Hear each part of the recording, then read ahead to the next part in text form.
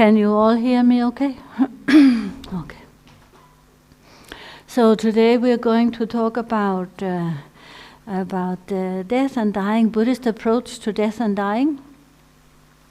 Donc aujourd'hui, nous allons parler de la mort et de mourir, l'approche bouddhiste de la mort. Donc, que nous soyons bouddhistes, chrétiens, musulmans, ou que nous soyons athées, nous aurons tous à confronter la mort et le fait de mourir. Et donc, nous devons tous y penser, nous devons tous envisager la mort. Parce que nous allons tous devoir mourir un jour.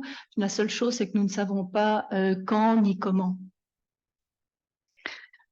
Pour chacun d'entre nous, nous arriverons à un moment où il n'y aura plus d'extension possible, où nous serons arrivés à la limite de notre durée d'existence. Et ce qui est assez intéressant, c'est qu'au niveau de la médecine tibétaine, l'approche est très différente de l'approche de la médecine occidentale.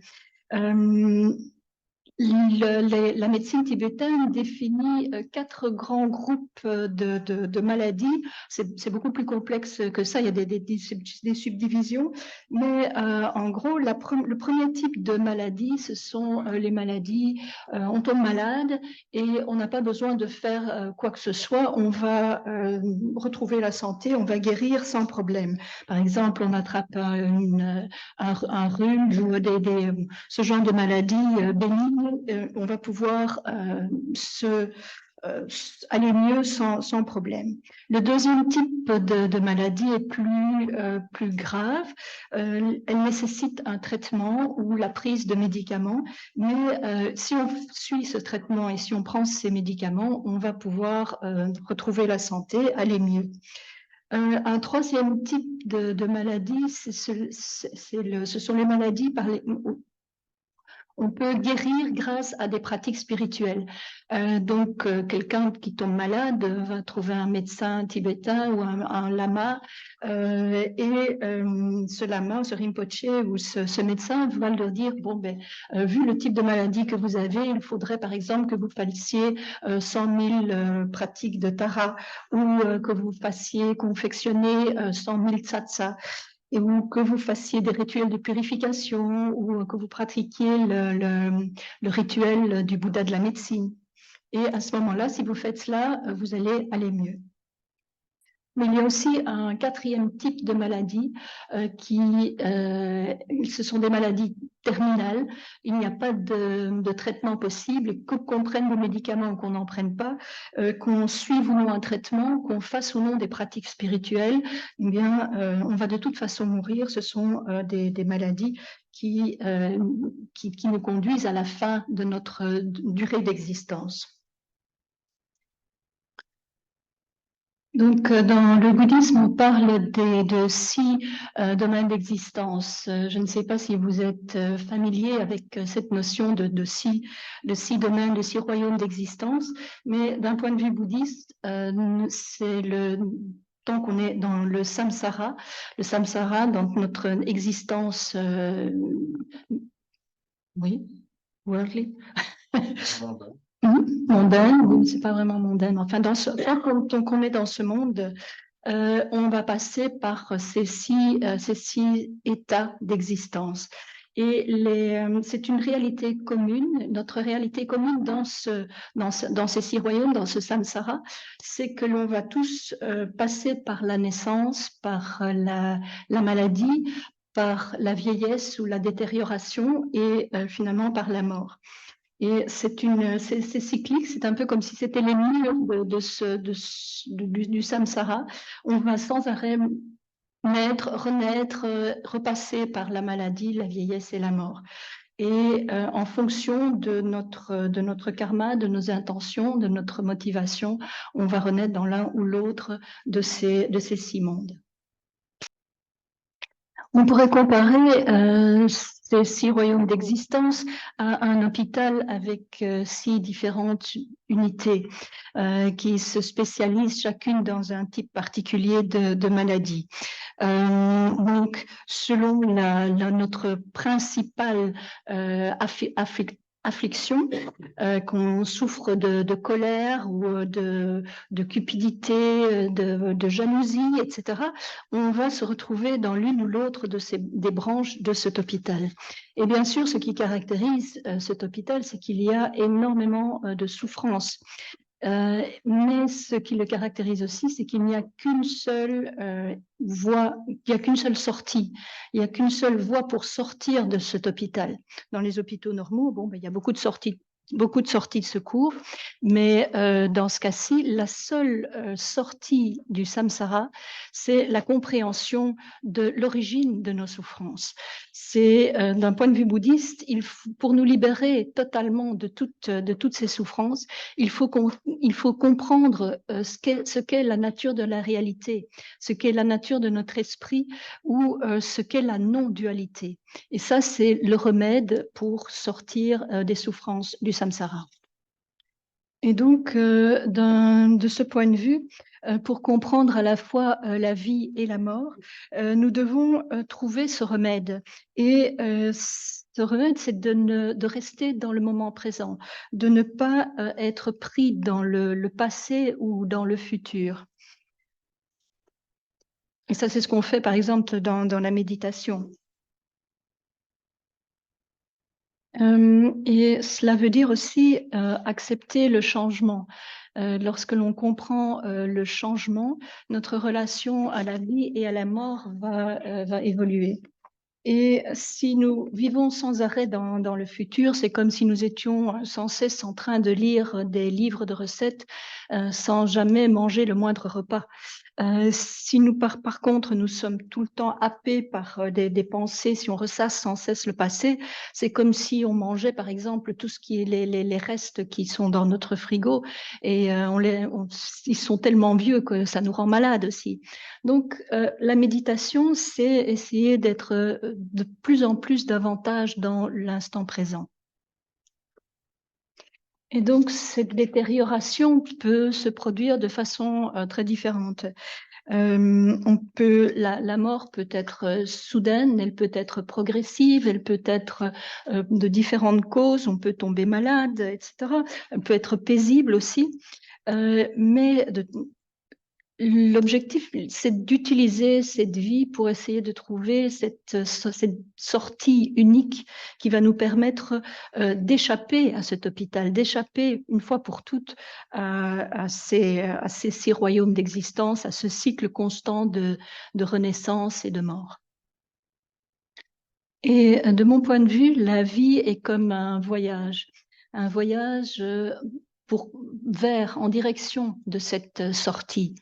Et quand on part en voyage, on doit faire beaucoup de préparatifs. Il faut empaqueter nos affaires, il faut dire au revoir, prendre congé de nos proches et de nos amis.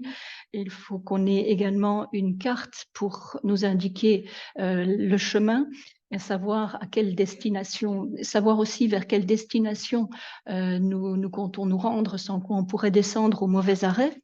Donc, cela représente beaucoup de préparatifs et il en va de même avec la mort. Donc, bien sûr, il ne s'agit pas uniquement de se préparer à la mort, mais aussi de bien vivre notre vie. Mais si on y pense, chaque instant de notre vie est un peu une petite mort parce que chaque instant a un début, il est là et puis cela disparaît. Donc, à chaque moment, la mort est présente. Mais bien sûr, ici, on parle de la fin de notre vie, de la fin de notre corps, de ce corps à laquelle nous sommes tellement habitués, mais qui va de toute façon se détériorer, se décomposer et qui ne durera pas. Donc, notre chemin spirituel, c'est se préparer pour cette sortie. Mais c'est se préparer à la mort, mais c'est aussi vivre pleinement sa vie. Et plus on pense à l'impermanence, plus on envisage la mort, en général, plus on sent qu'on ne doit pas gâcher sa vie. On n'a pas de moment à perdre. Il faut la vivre le plus pleinement possible. Et quand on part en voyage, il y a ce sentiment d'une transition, on part de quelque part et puis on se rend vers un ailleurs. Il y a une certaine appréhension, surtout si c'est un voyage qu'on fait pour la première fois. C'est peut-être la première fois qu'on se rend seul quelque part pour un long trajet. On prend l'avion, le train pour la première fois et on laisse derrière soi tout ce qui nous était familier. Les choses, les gens qu'on aimait. Et il y a donc une part de peur et une part d'attente, d'espoir. Donc, et la mort est quelque chose, pourrait être, bien sûr, on ne sait pas, on n'a pas vécu la mort, donc on ne sait pas ce que c'est, mais on peut y penser comme une expérience similaire. Nous pouvons envisager la mort comme un voyage de l'esprit. Nous allons laisser derrière nous ce corps qui est probablement la chose à laquelle nous sommes le plus attachés, la chose que nous aimons le plus. Nous allons aussi laisser derrière nous tous nos biens, tout ce à quoi nous sommes attachés matériellement, ainsi qu'à nos proches. Il faudra leur dire au revoir à tous ceux que nous aimons. Et de manière idéale, il est à espérer que pendant notre vie, nous nous serons préparés à cela, que nous aurons déjà étudié d'une certaine manière la carte qui nous conduit à la mort et que nous serons dans un bon état pour y faire face, que nous aurons aussi empaqueté les bonnes choses, c'est-à-dire qu'en termes de karma, nous aurons passé notre vie de manière positive, que nous aurons accumulé de bonnes actions, planté les bonnes graines de compassion et de bonté et d'action positive, que nous aurons utilisé notre esprit et notre corps de manière positive.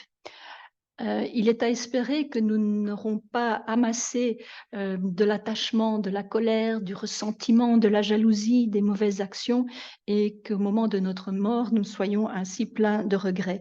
Donc, cette vie-ci, notre vie est une manière de nous préparer à la mort. La façon de se préparer, c'est de se familiariser avec l'impermanence. C'est de voir que ça devienne vraiment la permanence, on peut la constater partout, tout autour de nous. Donc, mais il faut s'en imprégner, que ça devienne vraiment une habitude de voir les changements et l'impermanence autour de nous. Et en général, on s'identifie à notre corps. Notre corps, on a l'impression, on se dit, c'est moi, je suis ce corps. Et ce corps constitué des 5 éléments nous donne une impression de stabilité. Mais au moment de la mort, cette stabilité disparaît, les éléments se dispersent et donc on n'a plus cette stabilité du corps. Et actuellement, on se réveille le matin et on se dit « Ah tiens, je suis toujours là, c'est toujours moi avec ce corps, avec ces problèmes, mes genoux qui craquent. » On est ancré dans ce corps. Et cela nous donne un sentiment de stabilité, mais c'est un sentiment de stabilité erroné. Et au moment de la mort, nous n'aurons que la stabilité de notre esprit. Et quand on se familiarise avec l'impermanence, on essaye de prendre conscience de ce changement continuel dans notre corps aussi. Ce corps, le corps que nous avons maintenant n'est pas celui que nous avions quand nous sommes nés. Il est dans un processus d'évolution constant. Et donc, il faut à ce moment-là, développer cette compréhension de l'impermanence et par la méditation, développer la stabilité de l'esprit. Quand on observe son esprit dans la méditation, on peut juger à quel point notre esprit est stable ou non. Est-ce que nous parvenons à garder l'esprit focalisé pendant un certain temps, à maintenir la clarté, à maintenir cette stabilité mentale?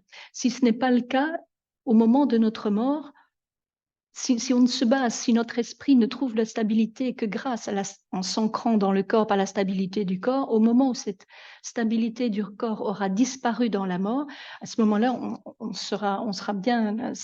La seule chose sur laquelle on peut compter, ce serait la stabilité de l'esprit. Donc, c'est très, très important d'essayer de développer cette stabilité intérieure, cette stabilité mentale, parce qu'au moment de la mort, la stabilité extérieure que nous donne le corps ne sera plus là.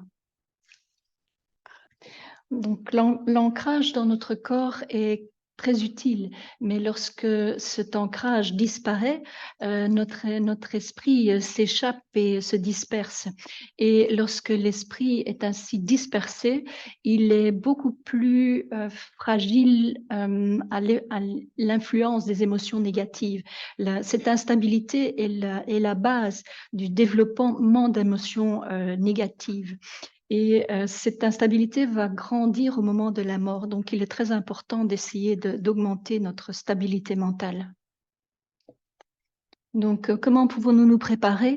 Eh bien, le plus important, c'est d'essayer de développer cette stabilité intérieure, et toutes les pratiques méditatives visent à développer notre conscience, notre attention, et donc à développer cette stabilité. Et nous devons aussi comprendre que la mort est quelque chose de tout à fait naturel. Il n'y a pas à être surpris lorsqu'elle se produit. Beaucoup de personnes sont choquées par l'aspect soudain de la mort. Et cela, c'est parce que nous vivons en général d'une manière en contradiction avec l'impermanence. Si en tant que bouddhistes, nous prenons à cœur la compréhension de l'impermanence, nous ne serons pas surpris lorsque nous sommes confrontés à la mort. Et ou lorsque vous irez voir un docteur et qu'il vous dira, écoutez, je suis désolée, mais je dois vous annoncer que vous n'avez plus qu'autant de mois à vivre.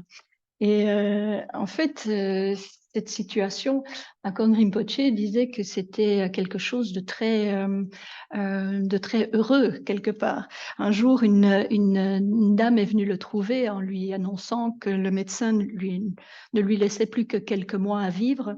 Elle était atteinte d'une maladie dégénérative, et Akon Rinpoche indique que qu'elle avait beaucoup de chance en fait, parce que beaucoup de gens meurent sans recevoir cet avis. Savoir que vous avez encore quelques mois à vivre, eh bien, cela vous permet de vous préparer à la mort, tandis que beaucoup de gens meurent sans avoir même été prévenus. C'est une manière... Ils n'en savaient rien.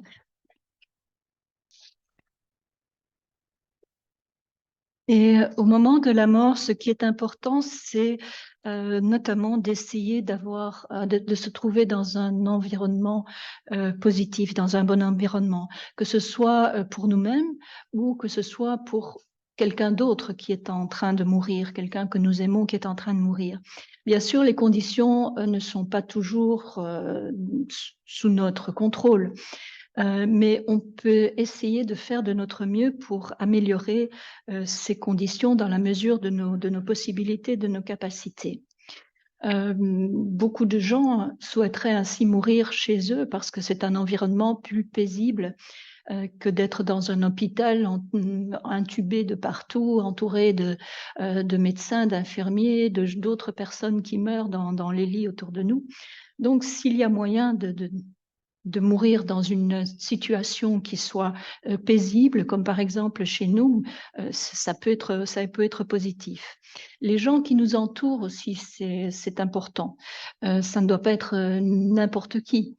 Ce sont des gens, il faudrait si possible que ce soit des gens qui n'aient pas eux-mêmes peur de la mort, qui ne se sentent pas inconfortables par rapport à la mort, qui aient une certaine connaissance, une certaine compréhension de nos besoins, de nos souhaits.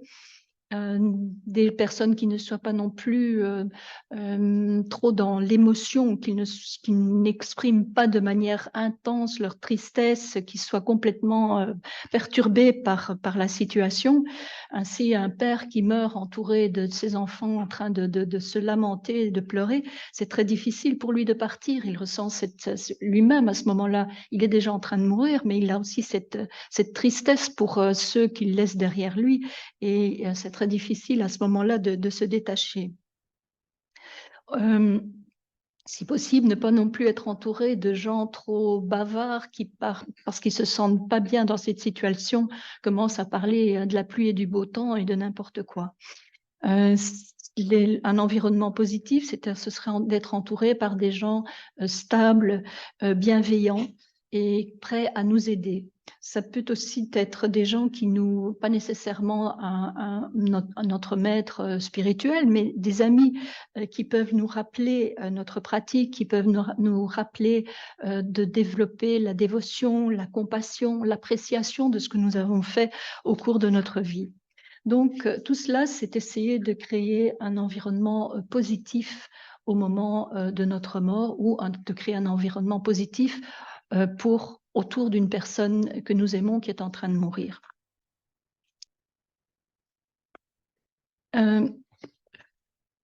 Donc, pour créer cet environnement favorable, on peut aussi installer un petit hôtel ou des représentations, des images, jouer ou faire passer ou lire des enseignements. Le but de tout cela, c'est que la personne en train de mourir puisse développer une attitude correcte et positive. Parce qu'il est dit que l'état d'esprit dans lequel nous sommes au moment de la mort est très important et très puissant. L'état d'esprit dans lequel on est au moment de la mort, c'est une force qui va nous lancer sur une certaine voie, qui va nous envoyer vers un certain but. Et donc, si l'on meurt avec un esprit rempli de peur, de confusion, de colère, c'est très négatif. Et cela, bon, parfois, on est dans un état qui n'est pas conscient, donc on peut ne pas être à l'origine de cela, mais bon. Et donc, l'important, c'est d'essayer de développer de l'appréciation, de la foi, de la dévotion, de la compassion, de penser à toutes les choses positives qui nous sont arrivées ou que nous avons faites pendant notre vie, pas pour s'y attacher, mais pour développer une profonde gratitude. Et tout ce que l'on peut, toutes les personnes qui sont autour peuvent nous aider à ce que notre esprit aille dans cette direction et soit donc dans un état positif. Dans certains textes bouddhistes sur la mort ou des textes sur le bardo, on distingue trois types de pratiquants et de morts de pratiquants. La personne ordinaire, le pratiquant ordinaire meurt, il est dit qu'il meurt sans regret. Le pratiquant de niveau moyen meurt non seulement sans regret, mais aussi sans peur. Et enfin, le pratiquant de niveau supérieur meurt sans regret, sans peur, mais aussi avec joie. Et la première catégorie de pratiquants, le pratiquant ordinaire, s'il meurt sans regret, mais c'est déjà magnifique, c'est déjà extraordinaire. Cela veut dire que cette personne aura vécu sa vie selon l'éthique, en sachant ce qu'est le bien et le mal, en ne causant pas de tort aux autres et en essayant de faire du bien. Cela veut dire que cette personne aura vécu en accord avec le dharma, parce que le dharma, si on condense ce que signifie le dharma, c'est ne pas commettre d'actions négatives, c'est agir de manière positive et c'est dompter son esprit. Donc ça, c'est un résumé de ce qu'est le dharma. Et si l'on a vécu ainsi, eh bien, c'est qu'on s'est efforcé de devenir un être humain meilleur. Et à ce moment-là, on pourra mourir au moment de la mort, on n'éprouvera pas de regret. Enfin, ça ne veut pas dire qu'on puisse ne pas éprouver de regret du tout, parce qu'il y a, dans nos vies, il se peut qu'il y ait eu des moments où on ait perdu du temps, où on est tourné en rond pendant un certain moment sans que ça nous apporte beaucoup de bienfaits. Cela peut prendre plusieurs formes. Donc, ce qu'il faudrait faire, c'est essayer de définir nos priorités, de voir ce qui est important d'accomplir dans cette vie. Et une fois qu'on a ces priorités à l'esprit, on peut à ce moment-là diriger nos efforts, diriger notre énergie pour y arriver et faire en sorte que notre vie soit positive. Et si l'on vit ainsi, on pourra mourir sans avoir trop de regrets.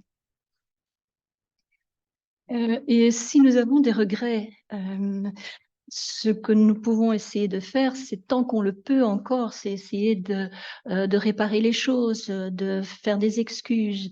Mais il ne faut pas non plus rester coincé dans cette situation. C'est trop tard. Il faut continuer, il faut avancer, avancer vers le futur et de manière positive. Il faut à ce moment-là penser aux pratiques qu'on a accomplies, aux bénédictions qu'on a reçues, aux enseignements qu'on a reçus, à toutes les choses positives qu'on a pu faire dans nos vies et donc envisager tout le positif de notre vie. Mais si nous en avons encore le temps et qu'il y a des choses que nous regrettons vraiment, il y a parfois des situations qui se sont créées dans nos vies où on est incapable d'encore parler avec des gens. Il y a la situation, les conflits se sont tellement solidifiés pendant notre vie, on n'a pas pu résoudre la situation, on n'a pas pu en parler. S'il y a moyen d'engager la conversation au moment de notre mort, dans le temps qui nous reste avant la mort, cela peut être extrêmement effectif, parce qu'une personne qui est en train de mourir, ce qu'elle dit est totalement sincère, cela vient du fond du cœur, c'est extrêmement puissant. Et donc, c'est un moment où ces conflits qui se sont tellement solidifiés peuvent enfin, où la communication peut passer. Ce moment de la mort peut permettre une ouverture qui permet d'établir une communication réelle et un pardon mutuel, et donc de pouvoir résoudre une fois pour toutes ces situations qui peuvent nous causer beaucoup de regrets au moment de notre mort. Et donc, en tant que pratiquant ordinaire, on peut espérer que l'on mourra sans regret. Mais si on vit sa vie de manière négative, sans conscience, sans attention, en faisant beaucoup de choses négatives, il est très probable que nous mourrons avec des regrets. Au second niveau, le second niveau de pratiquant meurt sans peur. Mais on ne peut pas savoir si l'on mourra sans peur ou non. Cela va beaucoup dépendre des circonstances de notre mort. Les circonstances physiques, le degré de douleur, enfin plein d'éléments que nous ne maîtrisons pas peuvent causer la peur. Il est dit dans les textes bouddhistes que seul un Bouddha est passé au-delà de la peur, qu'un Bouddha a éliminé toute peur. Et maintenant, peut-être que certaines personnes ici peuvent se dire, oui, je n'ai pas peur de la mort. Mais on n'a pas peur de la mort maintenant, mais on ne peut pas savoir ce qu'il se passera, dans quel état sera notre esprit au moment où nous allons vraiment mourir. On peut bien sûr se rappeler les enseignements à ce moment-là, essayer de développer la conscience du non-ego, la compréhension du non-ego, se dire qui est-ce qui est en train de mourir, qui est en train d'avoir mal, etc. Mais cela veut dire que notre degré de peur va aussi dépendre beaucoup du niveau d'entraînement de notre esprit dans cette vie-ci. Et donc, c'est pour cela que l'important, c'est essayer tant que nous le pouvons dans cette vie-ci, d'entraîner notre esprit un maximum, parce qu'au moment de la mort, ce sera trop tard.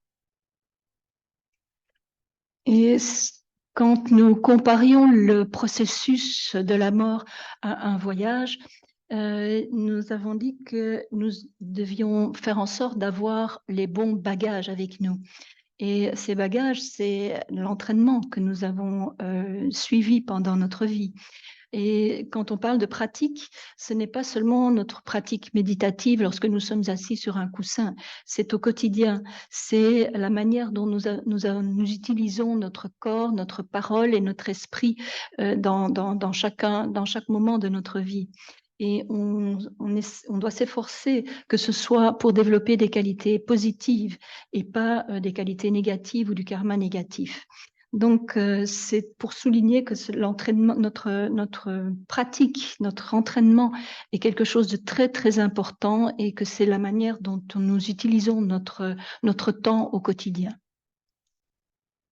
Et donc, il y a 3 choses qui sont importantes. On a déjà parlé des 2 premières, de créer un environnement positif, de développer une attitude positive. Et il y a aussi le 3e point, c'est quelque chose que nous devons faire. Et en fait, tout cela est à faire avant que nous mourions. Et ce 3e point, c'est d'essayer de mettre notre maison en ordre. La plupart des gens passent toute leur vie à travailler très dur pour accumuler toutes sortes de choses. Et au moment où ils meurent, cela peut en fait devenir, c'est quelque chose qu'on voit régulièrement, cela peut devenir un problème, une source de souffrance pour ceux qui restent. Or, c'est la dernière chose que la personne qui meurt, quand on a accumulé toutes ces choses, on voudrait bien que ça ne soit pas pour causer des problèmes ou de la souffrance à nos proches. C'est d'où l'importance de laisser des instructions claires quant à la répartition des biens qu'on laisse derrière soi. Cela peut devenir, si ce n'est pas fait, chaque personne, les membres de notre famille peuvent avoir des idées très différentes.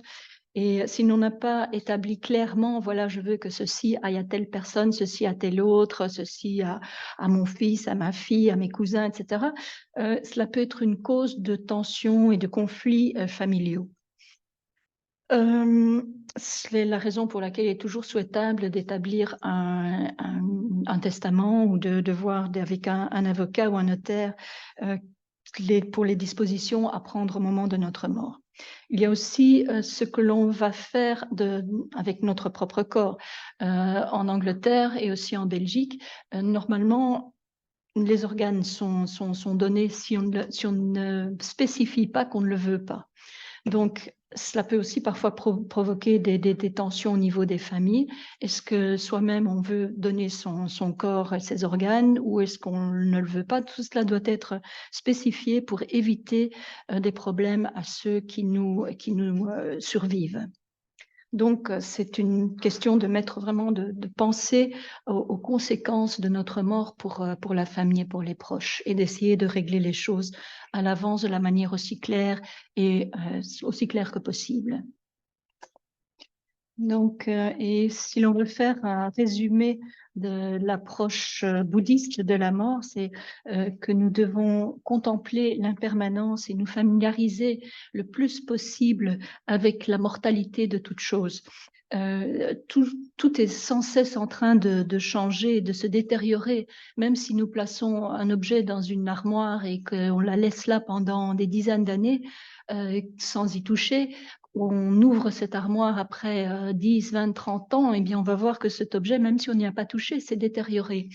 Et donc, l'idée, c'est de se familiariser avec l'impermanence, de la prendre à cœur, de se familiariser avec cette idée que nous allons mourir de toute façon. Et cette idée va nous permettre de donner toute sa valeur à chaque instant de notre vie, d'essayer d'en tirer le maximum. Ce n'est pas cette contemplation de l'impermanence et de la mort n'est pas du tout quelque chose qui va nous rendre tristes. Ce n'est pas un message de dépression, de tristesse. Au contraire, c'est nous encourager à vivre notre vie le plus intensément possible. C'est un rappel d'éveil. De se réveiller à cette sensation que la vie est courte, que nous n'avons pas tout le temps devant nous et qu'il faut donc, nous avons cette chance extraordinaire d'être en vie. Lama Yeshe disait que chaque fois qu'il se réveillait le matin, eh bien, il sentait « Ah, mon Dieu, c'est extraordinaire, quel bonheur que je sois encore en vie ». Et donc, à ce moment-là, ce voyage que nous faisons dans la vie, nous essayons de le rendre le plus positif possible.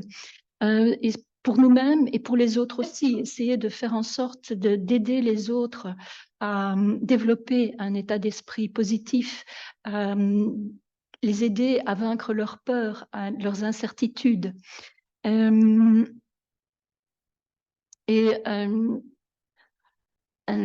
Tsundro, Zanmo, ouais, les noms, je n'ai pas de mémoire non plus. Donc, La Mazagno dit qu'elle se souvenait d'une personne qui était en retraite sur Holy Island et qui était atteinte d'un cancer et en phase terminale. Et à la fin, il a quitté la retraite, mais pour s'installer dans la cabane du caretaker, je ne sais pas comment c'est un caretaker, mais enfin bon, toujours est-il que depuis l'endroit où les femmes faisaient leur retraite, elles pouvaient le voir, le pouvoir, et de temps en temps, il sortait, il allait voir les couchers de soleil, voir la mer, etc.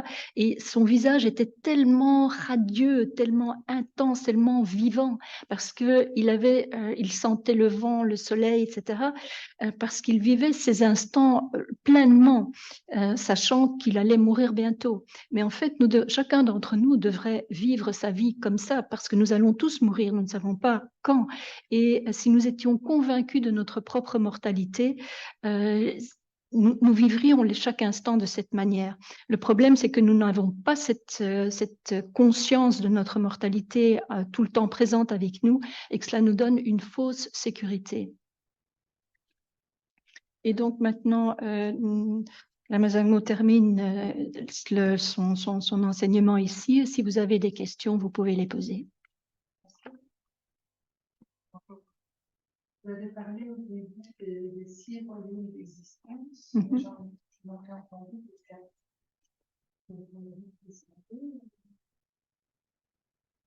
Donc, les 6 royaumes sont en fait les manifestations des 6 émotions négatives principales. Et il y a la colère qui est liée au domaine, à l'enfer, la colère, l'agressivité, l'aversion, tout ça. La cupidité qui correspond au monde des esprits avides, l'ignorance qui correspond au royaume des animaux, le désir au monde des humains, la jalousie au monde des dieux combatifs, des dieux jaloux, des asuras, et l'orgueil qui correspond au monde des dieux. Et le désir correspond au monde des humains parce que nous ne sommes jamais satisfaits de ce que nous avons. Nous sommes toujours en train d'essayer d'avoir plus. Donc, c'est chaque fois l'expression d'un type particulier d'émotion.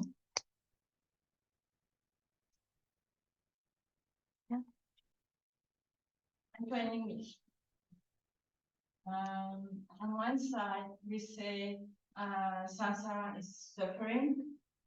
And on the other side, we say we should be grateful and so happy every day to live in. So it's kind of paradox, and how can we handle it?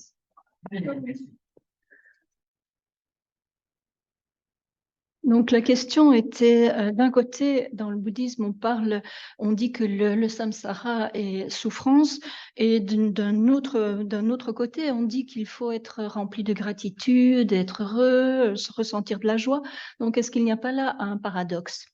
Et bien sûr, nous voulons tous être heureux, et tous les êtres veulent être heureux et être délivrés de la souffrance. Mais tant qu'on n'a pas compris les causes de la souffrance, on ne peut pas s'en détacher. L'aversion, l'attachement, l'ignorance sont à la base de tout le samsara. Et c'est la raison pour laquelle il faut s'efforcer de tame our mind. De dompter, dompter notre esprit, d'essayer de travailler sur nos émotions négatives pour que diminue notre attachement à l'ego, parce que l'ego, le sentiment de soi, c'est vraiment la racine, la base de toute la souffrance. C'est ce qu'on appelle l'ignorance, c'est ne pas comprendre, cette ignorance qui est à la base de tout, c'est ne pas voir, ne pas comprendre la nature de la réalité. Et à partir de cette ignorance donne naissance à l'aversion et à l'attachement, et ensuite à toutes les émotions négatives. Donc, on conseille dans la pratique de développer de plus en plus les qualités positives, de dompter notre esprit, d'agir par notre corps, notre parole et notre esprit de manière aussi positive que possible pour essayer de diminuer tout le négatif. Mais donc, parce que les actions négatives créent de la souffrance, les actions positives créent du bonheur, mais cela, c'est la loi du karma qui reste encore au sein du samsara. Donc, on reste coincé dedans avec des hauts et des bas.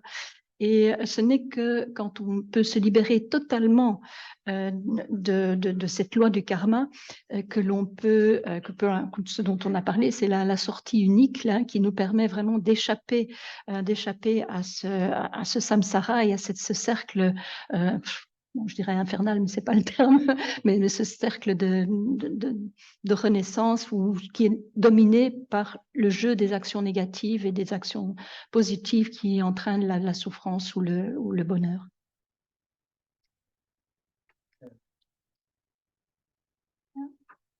There was one right in the back.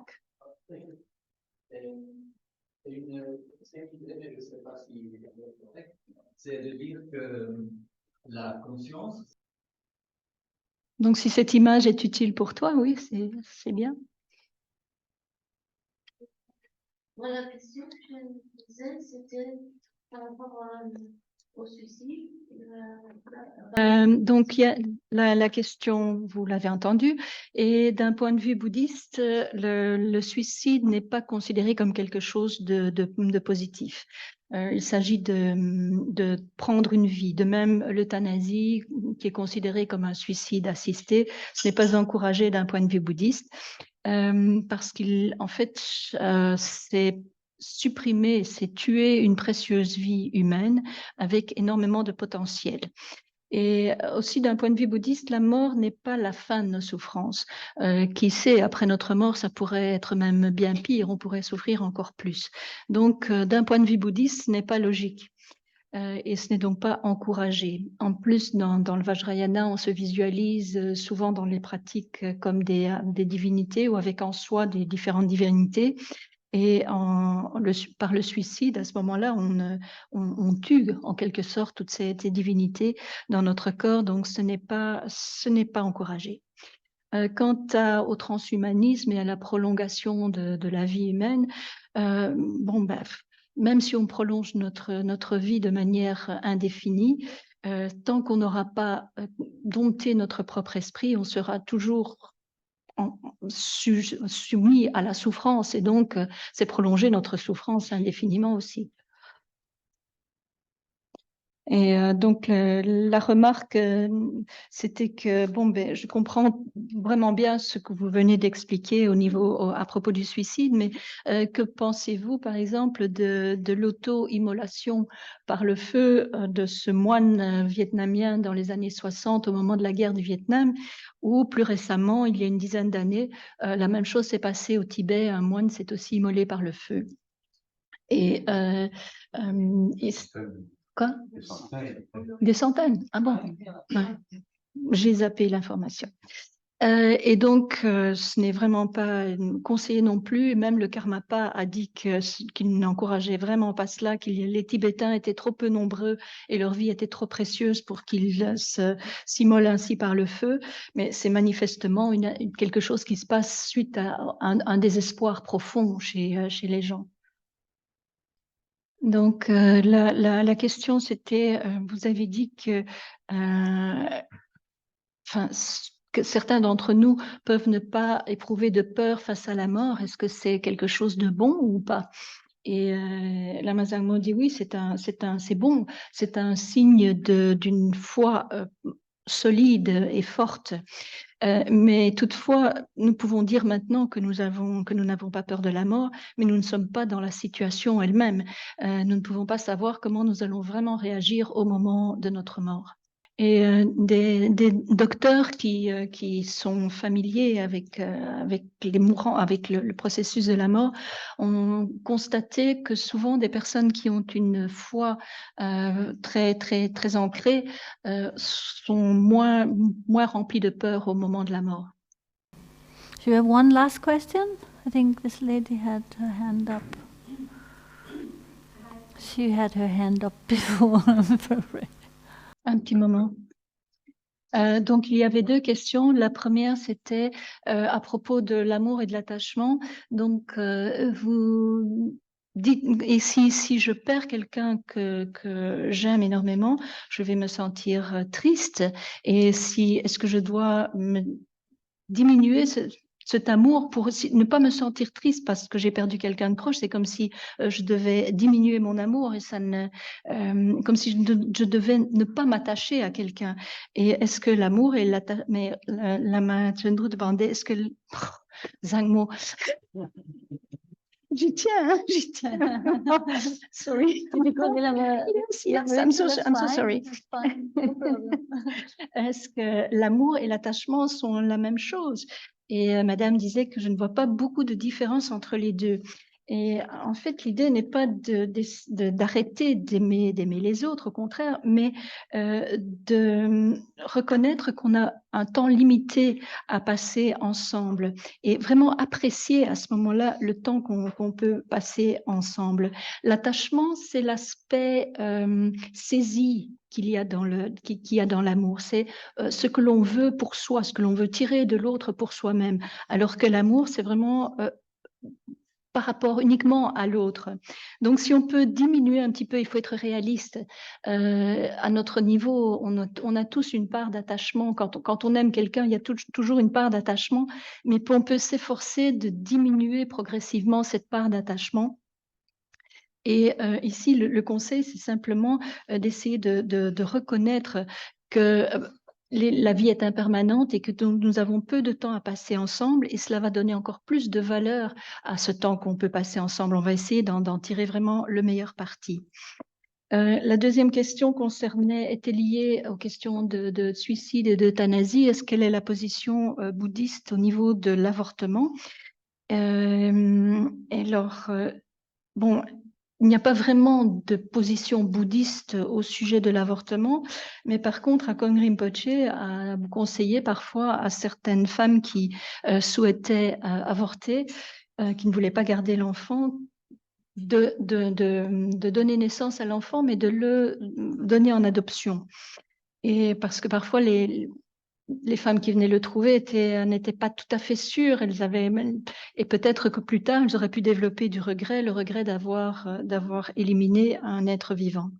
Mais bien sûr, c'est une question de choix et de liberté individuelle. Et dans le bouddhisme, tout est un peu comme ça. Tout est une question de choix individuel, à moins que vous n'ayez pris des vœux particuliers. À ce moment-là, ou des vœux ou des préceptes, il est à ce moment-là souhaité de respecter ces vœux, de ne pas aller à l'encontre des préceptes qu'on a adoptés. Mais sinon, tout dans le bouddhisme est une question de liberté et de choix individuel. J'accompagne les personnes en fin de vie, en stade palliatif. Quelle était exactement ta question? Ta question est à propos de l'incertitude parfois des docteurs. Donc, d'un point de vue bouddhiste, ça peut être très, très, très difficile. Ce n'est pas conseillé parce que cela peut constituer un danger. Bon, Lama Zangmo dit, je comprends que parfois on puisse accepter parce que quelqu'un de très malade qui se sent, elle peut très bien comprendre la démarche que quelqu'un qui est très malade et qui sait que sa situation va aller de mal en pis et qui en plus se sent un poids pour ses proches, veuille soulager les proches en mettant un terme à sa souffrance qui de toute façon, la mort va de toute façon arriver. Mais il y a quand même un danger qu'il y ait une espèce de banalisation de l'euthanasie qui fasse que la personne malade elle-même en phase terminale finisse par internaliser cette solution, et même si elle n'a pas vraiment envie d'être euthanasiée, la demande pour soulager ses proches. Et d'un point de vue bouddhiste, c'est un petit peu comme quand on parlait du suicide, ce n'est pas conseillé parce que d'un point de vue bouddhiste, la mort n'est pas la fin. Il peut y avoir des réelles souffrances, mais que ça ne va pas continuer plus tard. Et il y a trop d'incertitudes autour de cette question aussi pour les docteurs eux-mêmes. Mais d'un autre côté, ça peut faire partie des conflits qui sont au cœur même de ce genre de profession, comme d'être médecin ou infirmier, etc. C'est jamais noir ou blanc, il y a toujours des... Est-ce que moi, je dois accepter les coups? Oui, petite question. Oui, est-ce que je dois accepter les conflits? Oui, non, je sais. Est-ce que quand un patient me demande... Senam de tam che se pa ne top ne nye pe danam pam che ne je ga na je balab tuk pa ye se pe so le do wa dul wa sho shang jo sem jo rinpo je ma je pa nam je jo jik je pa nyam pa me pa dang gone gonto pel wa sho